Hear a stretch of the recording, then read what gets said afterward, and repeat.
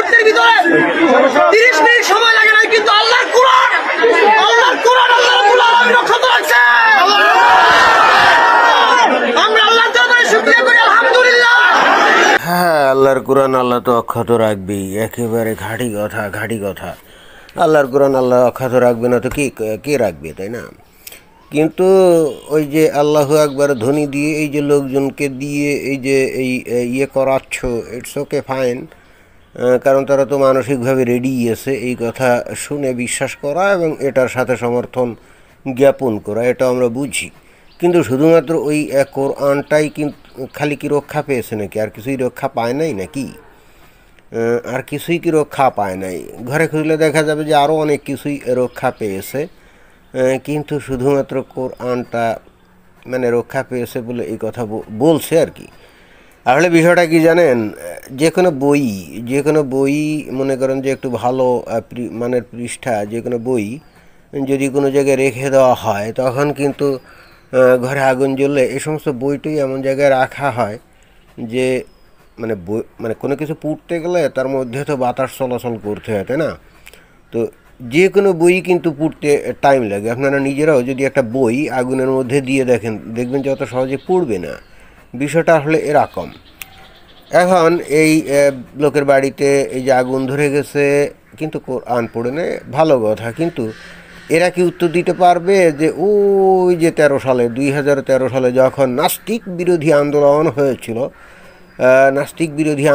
হয়েছিল, আপনারা জানেন যে তখন এই হেফাজতে ইসলামরা ওখানে যে তাণ্ডব চালিয়েছিল, আশেপাশে যে বায়তুল মোকাররমের আশেপাশে যে ছিল ওই যে বইয়ের দোকান, আপনারা জানেন সেখানে ইসলামী বই ব্যাপকভাবে বিক্রি হয় এবং ইসলামী বইয়ের দোকানই কিন্তু ওখানে।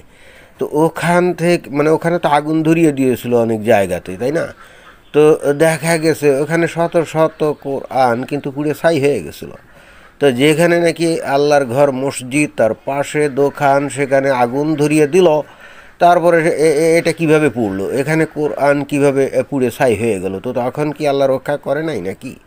আচ্ছা, এত কথা কেন বলি? আল্লাহর কোরআন আল্লাহ রক্ষা করবে, এটা তো কোরআনে প্রতিশ্রুতি দিয়েছে, ওকে, কিন্তু বাস্তবে কি তাই হয়েছিল নাকি? খোদ নবী মারা যাওয়ার পরে যখন কোরআন সংকলন করা হয়, যে ইতিহাস হাদিসে লেখা আছে, এখন এটা কতটা সত্য কতটা মিথ্যা তা তো আর আমরা জানি না, কারণ ইদানিংকালে সহি হাদিসও নাকি জাল হইয়া গিয়াছে।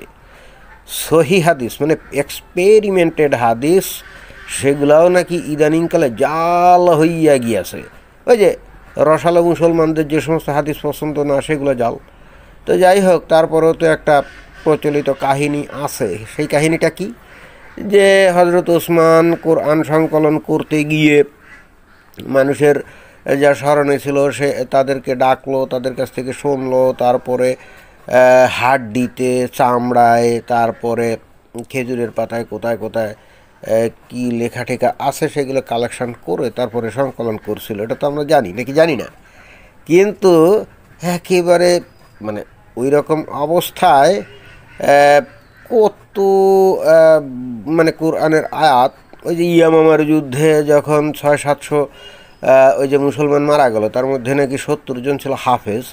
তো তারা নাকি পুরো কোরআনই মানে মুখস্থ ছিল। আসল কথা হচ্ছে কি, তখন তো কোরআন পরিপূর্ণ মুখস্থ হওয়া কারো পক্ষে সম্ভবই ছিল না, কারণ কোরআন যেহেতু সংকলিত হয়নি, সুতরাং প্রত্যেক দিন বসে এগুলো মুখস্থ করার মতো সময়, সুযোগ এগুলো কিন্তু মানুষের ছিল না, কারণ কোরআনটাই তো আস্ত ছিল না, তাই না? আর তাছাড়া মানুষজন মানে তৎকালীন যে মুমিন মুসলমানরা, এরা কিন্তু সারাক্ষণ যুদ্ধ বিগ্রহ এইগুলো নিয়ে ব্যস্ত থাকতো, গনিমতের মাল কালেকশন করে সেগুলো ভাগাভাগি নিয়ে ব্যস্ত থাকতো। এখানে কোরআন সংকলনের কি তাদের সময় ছিল নাকি, সুযোগ ছিল নাকি? মানে প্রেক্ষাপট বিচার করলে বিষয়টা তো সেরকমই দাঁড়ায় নাকি?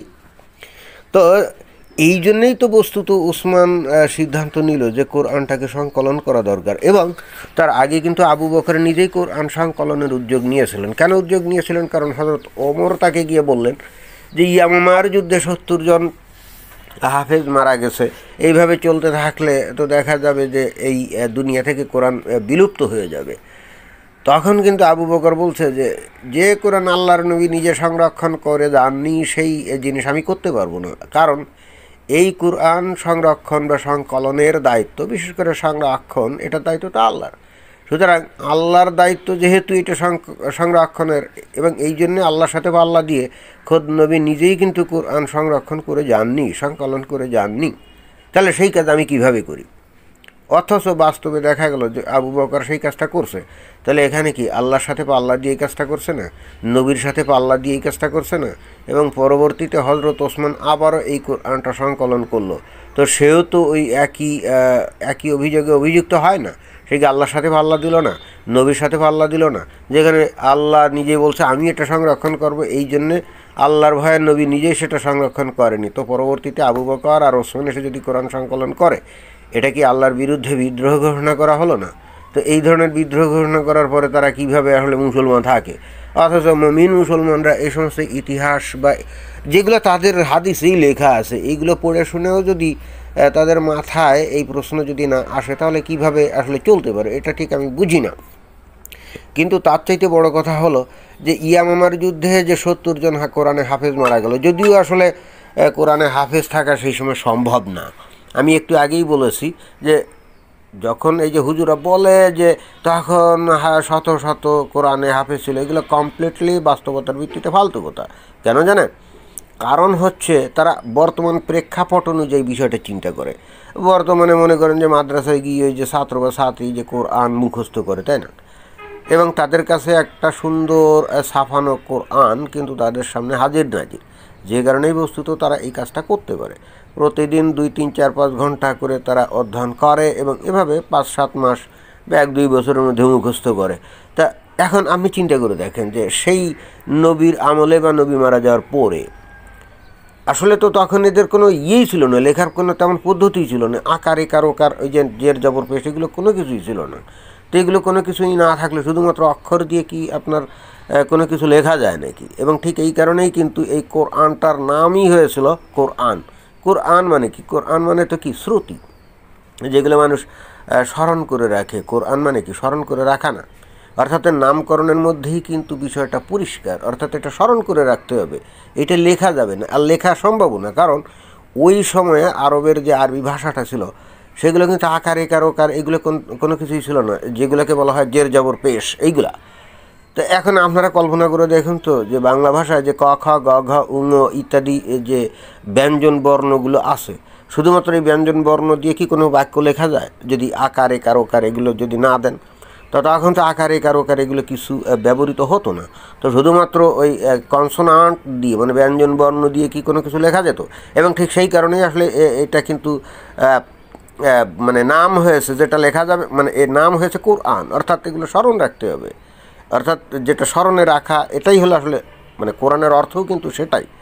তো পরবর্তীতে যাই হোক, তারপরে যখন আবু বকর বা ওসমান সংকলন করলো, তখন কিন্তু তারা শুধুমাত্র ব্যঞ্জন বর্ণ দিয়েই কাজটা করছে, আকার একার ওকার কিছুই দেয় নাই। তো এই ধরনের একটা কিতাব আপনি যেরকম কিছু পড়ে শুনে যা ইচ্ছে খুশি অর্থ করতে পারে, তাই না? যা ইচ্ছে খুশি অর্থ করতে পারে না? যেমন কলম, কলম হতে পারে, কালাম হতে পারে, কালিমা হতে পারে, কালেমা হতে পারে, কলিম হতে পারে, কলমা হতে পারে, কত কিছু হতে পারে। তা আপনি কি আসলে কী অর্থ করবেন বলেন? তো প্রথম কোরআন সংকলন কিন্তু এভাবেই হয়েছিল। তো পরবর্তীতে এসে ওই যে উমাইয়া খিলাফতের আমলে হাজ্জাজ বিন ইউসুফ, বিশেষ করে আব্দুল আল মালিকের সময় আমরা যতটা জানি, তখন কিন্তু আকার একার ওকার মানে জের জবর পেশ দেওয়া হয়। তো একটা আকার ওকার একার ছাড়া শুধুমাত্র কনসোনান্ট দিয়ে লেখা বাক্যগুলো যখন আকার একার ওকার দিয়েছে, আপনারা চিন্তা করেন তো যে এখানে যে অরিজিনালি ওসমান যদি সংকলন করেও থাকে, তাহলে যেহেতু শুধুমাত্র ব্যঞ্জন বর্ণ দিয়ে করেছিল, তাহলে সেখানে যে অর্থ ছিল কোনো একটা বাক্যের বা শব্দের, সেটা কি হুবহু একই রকম থাকার কথা? কারণ তারা তো আর জানতো না যে ওসমানের মনে বা এই যারা কোরআন সংকলন করছিল তাদের মনে কী ছিল, এটা তো জানার কথা না। আপনারা বুঝতে পারছেন বিষয়টা?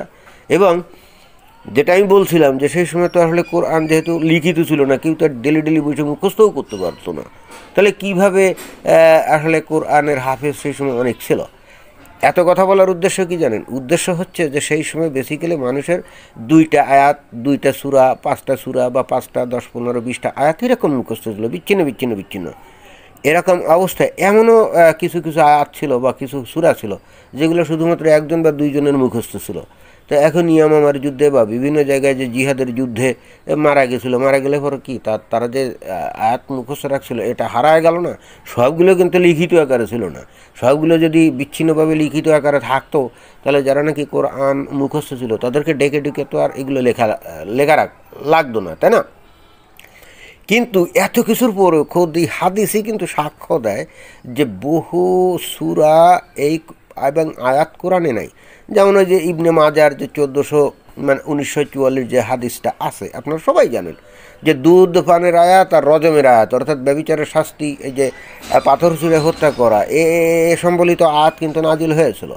এবং কি হলো, নবী যখন মারা গেলেন তখন এটা লেখা ছিল একটা খেজুরের পাতায় বা কাগজে, এটা ওই বিছানার নিচে ছিল। নবী যখন মারা গেলেন তখন সবাই ব্যস্ত থাকার মানে ফাঁকে ছাগল এসে খেয়ে ফেলছে। তো ওই আয়াত তো কোরআনে নেই, আছে। তাহলে আল্লাহ এখানে কোরআন কীভাবে সংরক্ষণ করলো এটা তো আমাদের ঠিক বোধগম্য না, একেবারে ডিরেক্টলি। নট অনলি দেখ, সূরা আহজাবে একেবারে শুরুতেই বলা আছে যে এখানে দুইজন সাহাবীর রাতে বলা আছে এটা যে এই সূরা আহজাব, এটার অন্য নাম কিন্তু সূরা বারাত। এই সূরা বারাতে কতগুলো সূরা আয়াত ছিল? তো একজন বলছে যে এখানে সূরা বাকারার সংখ্যা আয়াত ছিল। এবং তারপরে কি বলছে যে আমরা সেগুলো তেলাওয়াত করেছি, কিন্তু বর্তমানে সূরা আহজাবে কয়টা আয়াত? মাত্র 73টা, তাই না? তাহলে বাকি 200টা আয়াত কোথায় গেল? তাহলে এগুলো তো সংকলন হয়নি, এগুলো তো সংরক্ষিত হয়নি। তাহলে এই যে এখানে এই যে একটা ঘর পুড়ে যাওয়ার পরে এই যে কোরআন পেয়েছে, দেখবেন যে ওখানে আরও কিতাব আছে যেগুলো পড়ে নেই, হ্যাঁ, সেগুলোও পড়ে নেই। তাহলে এখানে এই যে লোকজন এই যে এত ধর্মান্ধ হয়ে এই যে প্রচারণা করে আর মানুষ এটা বিশ্বাসও করে, খোদ হাদিস নিজে সাক্ষ্য দিচ্ছে যে কোরআনের আয়াতগুলো সঠিক, মানে আল্লাহর নবীর কাছে যা আসছিল, আসলেই সেটা তো নবীর দাবি যে আমার কাছে আসছিল, তাই না? আসলে তো কেউ দেখে নাই যে জিবরাইল ফিরিস্তা নবীর কাছে এসে বানিয়ে দিয়ে যেত, কেউ দেখছে নাকি যে 600টা নবী বিশিষ্ট জিবরাইল ফিরিস্তা নিয়মিত নবীর কাছে 23 বছর ধরে আসলো, অথচ কোনো মানে কেউ দেখলো না। তাহলে এই জন্যই তো ওই যে কোরআনের সূরা হাক্কাতে বলা আছে না যে ইহা হইল একজন সম্মানিত নবীর আনিত বাণী। তো সম্মানিত নবীর আনিত বাণী, এখন সেই বাণী আমি যদি বিশ্বাস করি এটা আল্লাহর, তাহলে নবীকে প্রমাণ দিতে হবে যে হ্যাঁ আমার কাছে এই যে বাণী আসছিল। এই জিনিসগুলো কিন্তু যীশু খ্রিস্টের ক্ষেত্রে খাটবে না, কেন জানেন? কারণ এই মুসলমানরাই বিশ্বাস করে এই যীশু খ্রিস্ট নিজে যা বলতো সেটাই ঈশ্বরের বাণী। তাহলে এখানে তো ওই যীশু খ্রিস্টের কাছে তো কোনো ফেরেশতা বাণীটা দিয়ে যেত না। আপনি নবী ইব্রাহিমের কথা বলেন, আপনি মুসা নবীর কথা বলেন, তাদের কাছে কি কোনো ফেরেশতা বাণী দিয়ে যেত নাকি? না, ইব্রাহিম নবী যা মানে ডাইরেক্টলি আল্লাহ তাকে বলতো যে এইটা বলো, এবং সেটা সে হৃদয়ে অনুভব করে সেই কথা বলতো। মুসা নবীও কিন্তু একই কাজ করতো, তাকেও কিন্তু হৃদয়ে বা নিরিবিলি যখন থাকতো তখন ওই যে ঈশ্বর তাকে বাণী দিয়ে যেত। এখন কিভাবে দিতে আমরা তো আর জানি না, আল্লাহ চাইলে তো সেটা পারে, টেলিপ্যাথির মাধ্যমে তো হলে পারতে পারে নাকি, আমরা তো জানি না। এখানে তো বার্তা দেওয়ার জন্য তো ওই যে মাঝখানে ফেরেশতার দরকার নাই, তো ফেরেশতা দৌড়াদৌড়ি করবে, এই যে 7 আসমানে যাতায়াত করবে।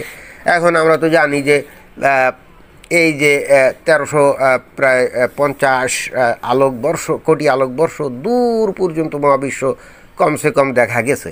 তাহলে আল্লাহ যদি কোনো জায়গায় থেকেও থাকে, বিশ্ব ব্রহ্মাণ্ড তৈরি করে, তাহলে তার বাইরে থাকবে, মানে তার আরশ থাকবে তার বাইরে, তাই তো? কারণ যদি 7 আসমান আমি যদি ধরি তাহলে তো গোটা মহাবিশ্ব তাহলে প্রথম আসমানের নিচেই আছে, সেটাই তো বুঝতে হবে নাকি? বা প্রথম আসমানটার নিচেই কিন্তু গোটা মহাবিশ্ব, এটাই তো ধরতে হবে। তাহলে এই যে কিছুদিন আগে 1350 কোটি আলোকবর্ষ দূরের যে গ্যালাক্সির খবর পেল, তাহলে যৌক্তিকভাবে আল্লাহর আরশ হবে তার বাইরে, তাই না? তা এখন খেয়াল করে দেখুন যে নূরের তৈরি হলো ফেরেশতা, রাইট? তো নূরের তৈরি যদি হয়, মানে আলোর তৈরি যদি হয়, তাহলে তার পক্ষেও কিন্তু ওই যে আলোর গতির বেশি গতিতে চলা সম্ভব না। সেক্ষেত্রেও তো পৃথিবী থেকে ওই যে আল্লাহর আরশ পর্যন্ত যেতে তার 1350 কোটি বছর লাগবে। 1350 কোটি বছর লাগবে না, তা ফিরে আসতেও 1350 কোটি বছর লাগবে।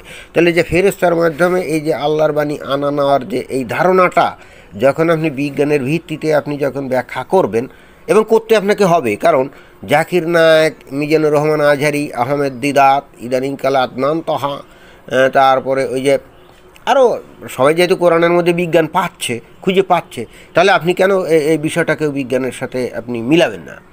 সবাই যদি এর মধ্যে কোরআন খুঁজে এই বিজ্ঞান খুঁজে পায়, তাহলে এই জিবরাইল ফেরেশতার যে বাণী মানে নিয়ে এই যে দৌড়াদৌড়ি, এটা তো আপনাকে বিজ্ঞান দিয়ে ব্যাখ্যা করতে হবে। তাহলে সেক্ষেত্রে আপনি চিন্তা করে দেখছেন যে মানে এই জিবরাইল ফেরেশতার এই যে বাণী নিয়ে আসা বা আনতে যাওয়া, এটা কতটা যৌক্তিক, কতটা বৈজ্ঞানিক, কতটা বাস্তবসম্মত। আলোর চাইতে তো বেশি গতিতে কোনো কিছুই চলে না। এবং মুমিন মুসলমান, এবং এটা ওই কোরআনেও তো বলা আছে যে এই ফিরিস্তা মানে যারা নাকি মানে জিবরাইল যে নাকি ফিরিস্তা আলোর তৈরি, তো আলোর তৈরি যদি হয় সে তো আলোর গতির বেশি গতিতে চলবে না। আচ্ছা, মাঝখান দিয়ে ফিরিস্তা যদি বাদ দেওয়া হতো, শুধুমাত্র বিষয়টা এমন যদি হতো যে আল্লাহ বাণী দেয় ডাইরেক্ট, এখন আল্লাহ বাণী দিলে সে তো সর্বশক্তিমান, সে আলোর চাইতে বেশি গতিতে বা তাৎক্ষণিকভাবে সে দিতে পারতো, এটা কিন্তু সংজ্ঞা অনুযায়ী এটা কিন্তু মেনে নেওয়া যেত। কিন্তু আপনি যখন মাঝখানে এই যে জিবরাইল ফিরিস্তা আমদানি করবেন, তখন তো ভেজাল হয়ে যাবে। এবং এই জায়গায় খেয়াল করতে হবে, ওই যে বললাম ইব্রাহিম, মুসা, ঈসা, এদের ক্ষেত্রে কিন্তু কোনো ফিরিস্তা বাণী দিয়ে যেত না। আপনারা তোরাত কিতাব পড়লে আপনারা বুঝতে পারবেন। তো যাই হোক, যে কথা থেকে এত কথা চলে আসলো, আসলে কত কথাই তো মাথায় আসে, কি বলতে মানে কোনটা বাদ দিয়ে কোনটা বলবো, বলতে বলতে তো গালে ফেনা তুলে ফেলি। উদ্দেশ্য কি যে মুমিন মুসলমানদের যদি একটু চেতনা হয়, একটু জ্ঞান হয়, কারণ তারা তো প্রতিজ্ঞা করছে তারা চেতন হবে না, তারা জ্ঞান অর্জন করবে না। এবং কেউ যদি তাদেরকে চেতনা দিতে যায় বা জ্ঞান বিতরণ করতে চায়, তার উপরে ক্ষিপ্ত হয়ে ওঠে। এবং এটাই সবচেয়ে বড় মানে এই জায়গায় দেখেন যে যারা নাকি স্লোগান দিচ্ছে, দেখবেন যে অধিকাংশ এগুলো কিন্তু রসালো টাইপের মুসলমান, দেখবেন যে অত জুব্বা জাব্বি দাড়ি টুপি এগুলো নাই, কিন্তু এখানে ঠিকই আল্লাহু আকবার ধ্বনি দিচ্ছে। অথচ এদের কাছে যদি এখন প্রশ্ন করা হয় যে 2013 সালে এই যে কোরআন পুড়িয়ে সাহি করে দিল হেফাজতে ইসলাম এই যে বায়তুল মোকাররম প্রাঙ্গণে, সেটা কীভাবে সম্ভব? তখন আল্লাহ কি কোরআনকে রক্ষা করেনি? তখন কিন্তু কোনো আর উত্তর দিবে না। এবং বাস্তব কথা হচ্ছে, কোরআন যে আল্লাহ কোনোভাবেই সংরক্ষণ করেনি এবং আল্লাহর নবীও সংরক্ষণ করেনি, এবং পরবর্তীতে যে সাহাবীরা তারাও যে সংরক্ষণ করতে পারে নাই, তার জাজ্জল্য প্রমাণ হলো এই হাদিস, তাই না? এ থেকে কিন্তু পরিষ্কারভাবে আমরা বুঝতে পারি। তো যাই হোক, এটাই ছিল বক্তব্য। ধন্যবাদ।